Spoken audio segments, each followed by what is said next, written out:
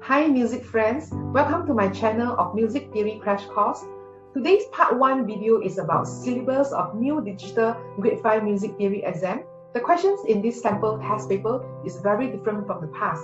This new question in this online exam is mostly tested in multiple choice question format.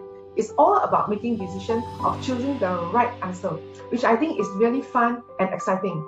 So I can't wait to share all the easy tricks to teach you how to make the right decision in choosing the right answers in this digital exam, so that you can stay on top of the game to score well. The part 2 of this video will be published for a limited period of time, and only subscriber can get the link and get notified when the bonus video is published. So don't hesitate to subscribe and turn on the notification bell. For those who visited my channel for first time, my name is Jenny, and I'm running Music Theory Crash Course for past 15 years. I have helped students to complete grades 1 to 8 within only 1 to 2 years. During training, we spend most of our time to cover past year test paper so that the students can pass the mock test paper before they register for the exam. Our courses has proven to help many students and music teachers from music schools in the past 15 years successfully. The theory exam syllabus has been changing over the past 10 years. I plan my lessons and teaching methods accordingly, tailored to the needs of individual students as well.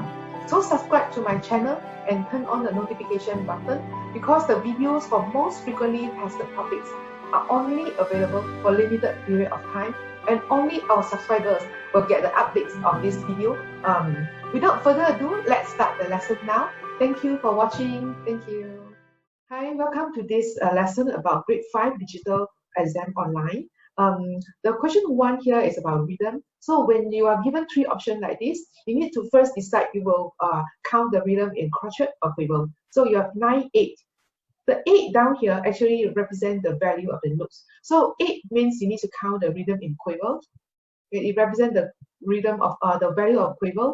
4 down here represent crotchets. So by looking at the grouping here, you know the first group here has 3 quivers, because this crochet beat has 2 quivers.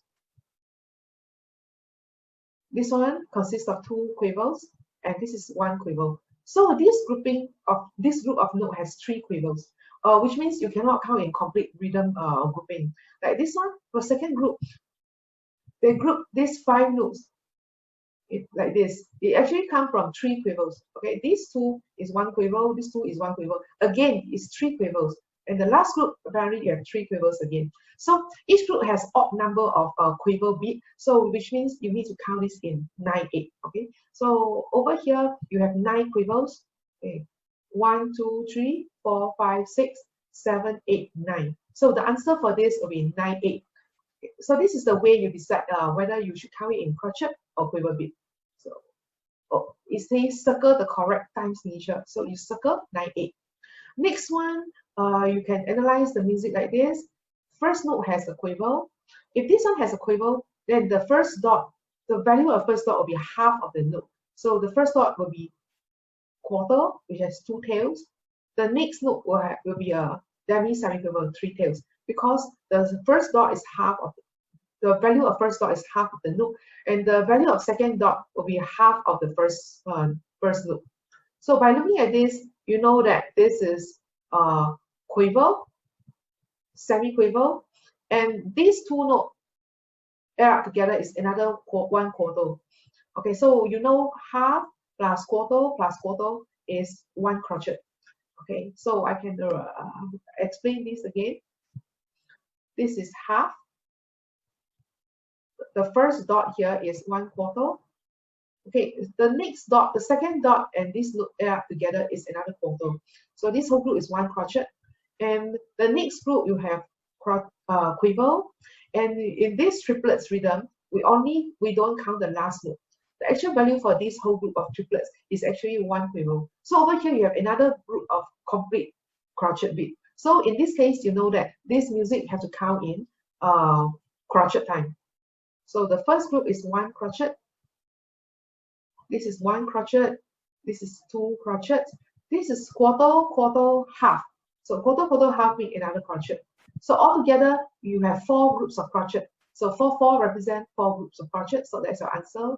Next one, this is half. This is half. This is half. So odd number of quiver beat. So from here, you know you need to count in quiver. Okay.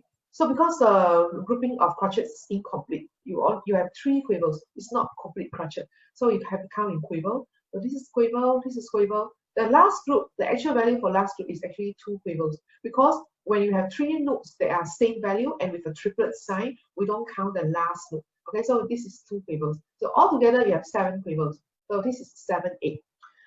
Okay, let's look at the next question, 1.2. The concept will be the same. Now this is in compound time. So compound time, you need 3 quivers per group. Here, another 3 quivers, 3 quivers. 1.5 time also consists of 3 quivers. So from here, you need to convert it into simple time. So for the grouping of 3 quivers, okay, so if you look at this first group, it has actually 3 quivers. This rhythm actually comes from 3 quivers. But when you change into simple time, you cannot have 3 quivers. So the only way to make it to be simple time is to add triplets. So you'll see the 3 options here all have triplets. So this one is correct, this is correct, this is correct. So the next group also 3 quivers. So you need another triplets. So this is correct. You add triplets, triplets. So this will not be counted. So you have crotchet. This one also have crotchet. The third one don't have crotchet. So this is out. Okay, so this answer is out. Okay, so by deleting the answer that has mistake, you know the rest of the answer could be correct. Okay, next one is another 3 quivers. So this one you just need to add triplets. Okay, so this one is correct. This one is correct. Okay, so far question 1 and 2 are correct. The last one is dotted crotchet. This dotted crotchet has 3 quivers. Okay, so when they merge all 3 into one rest, they will add a dot. So when you want to change this into a simple time, you can just simply remove the dot. So only the question 2, the second answer, only the second answer, remove the dot. So this one is wrong. So you know this is correct one. Okay, so by doing this, you make a correct decision. So the question for this question, the answer will be the second one. Okay, let's look at the next one. Complete the following 2 sentences by adding a number to each of the question. So in 16, first of all, you need to understand that the 16 down here represent the value of semiquiver. So 6/16, let's look at this rhythm. 6/16 will be 1, 2, 3, which means you have 6 semiquivers in the bar. 4, 5, 6. Okay, because the number 16 down here represent semiquiver, so 6 semiquiver.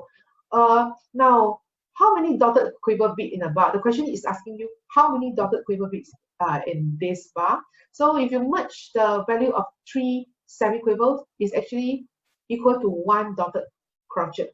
So over here you have 2 groups of dotted crotchet. So you know this is 2 dotted quiver in a bar. Next one, a brief is equal to how many crotchets? So let's look at the brief. If you don't know what does brief mean, you just need to think of semi-brief. Semi-brief is half of the brief. Okay, semi-brief is semi of the brief. So semi-brief is 4 crotchets. Crotchet times 4. So now they're asking you a brief. Brief means this one. Okay, so brief is double of semi-brief. So it has 8 crotchet. So in this case, a brief is equal to 8 crotchets. Okay, let's move on to the next question. Tick one box to show which bar is grouped correctly. So the first, when they ask you a grouping of note, you look at the time signature. The time signature is 9/4, 9 groups of crotchets. So apparently 9/4 means you need to have 3 groups of 3 crotchets, because 9/4 is compound triple. So each group will have 3 crotchets. This is the correct grouping. So now you just need to check whether they group the notes into 3 crotchets for each group. So first answer, you have 3 crotchet here, and second answer, this is crotchet, crotchet, crotchet, and the last group also consists of 3 crotchets. Looks like the first one is correct. Okay, let's look at the second one. This one is 3 crotchet, but the second group only has 2 crotchet, and the last group of note consists of 4 crotchet. So apparently this is wrong. Okay, so far I only see the first one is correct. Last one also 3 crotchets, and these 4 semiquavers supposed to belong to 1 crotchet, but they didn't group it together. They should join it together because they belong to same family of 1 crotchet. So apparently this is also wrong. So now only the first question is grouped correctly. So this will be your answer. Okay, so this is how you make the decision of which one is correct. Next one, tick correct or wrong. Tick or cross for each box to show whether the rest are correct or incorrect. So first one, this is 3 crotchet beat. So apparently the first group have half. The dot is half. The value of a dot is half of the note. So the dot will be a quiver or the value of a dot will be a semiquaver, and this is also a semiquaver. So this whole group is 1 crotchet, which is correct. Next group of note has quarter,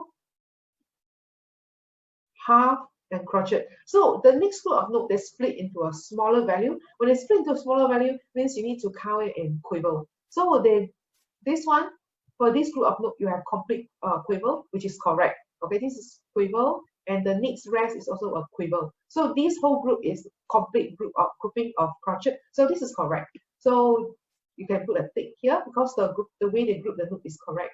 The next group, you have crotchet. First group is grouped correctly. For second group, when you have the triplets, it means the notes under this triplet must have same value of note into have 3 notes that have same equal value. So over here, I don't see having value of 3, having 3 notes of same equal value, because this is 1. 1 if I split into 2 is half, and this is a quarter.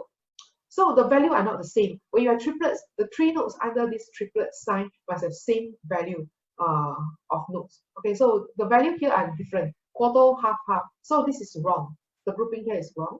Last one, okay, you have complete crotchet here. This is also a complete crotchet. And the last group, you have 4 quarter. 4 quarter, yes, it makes 1 complete crotchet. So this is correct. Because this makes 1 complete crotchet bit. So this is correct. Okay, so that's how you decide the answer is right or wrong. Let's go to the next page. Next page, tick 1 box to show the name of this note. So you know this, if you have some basic music theory knowledge, you know this is a tenor clef. For tenor clef, your middle C is here. This is your middle C. Okay, this is our middle C. And since this is our middle C, you can count from C downwards. Okay, so if you afraid that you will lost count of which note we are at, you can write out C, D, E, F, G, A, B, C. So from here, you know this is a sequence of all the letter name, and you can count from this middle C. So this is C, B, A, G, F, E, D, C. Okay, B is here. B is on the line. A. So this is A. So by following the sequence of the letter name over here, you can get the answer A for this note. So during exam, this is a method that can help you to trace the note. So the answer is here. You just need to put a tick here. Next one, tick 1 box to show the correct and harmonic equivalent of this note. So first, you name this note. In treble clef, you know this is an E. Okay, F, A, C, E. That's the fastest way to name the note. So you know this is E. You just need to look for another note that has same pitch and same position on the keyboard. So you know this is your keyboard, and C, D, and E are here. So now you are looking for this note. Okay, another answer that has the same pitch as this E. So the first one is a D sharp. Okay, so D sharp is here, which is not the same. Okay, they are not the same pitch. We want to look for this E. So this D sharp is up. So this is out. You put a cross first. Next one is a F flat. Okay, we don't have F in this keyboard, so you just extend it. Okay, when you extend the keyboard, you know the F is here. The F flat. When there is a flat sign, you need to go semitone lower to the left side. So F, go a semitone lower, we come here. So this is the F flat. So F, go a semitone lower, so we come F flat. So this F flat and E actually the same note. So you know this is the answer. Okay. Now let's look at the next question. This question you need to use a C as a guide note. Okay, use a middle C as a guide. Okay, for next one, this is a auto clef. Okay. The question, the C is a auto clef. So for auto clef, your middle C is a middle line. Okay, I draw with a blue color note here. So over here they say A and B are at the same pitch. Please take note, same pitch means exactly the same note. Okay, if this note E flat is above the middle C, then your answer, this E flat should be above the middle C also. But over here is below the middle C. So the first one is wrong. Then you circle false. Okay, so that is how you decide whether it's wrong, right or wrong.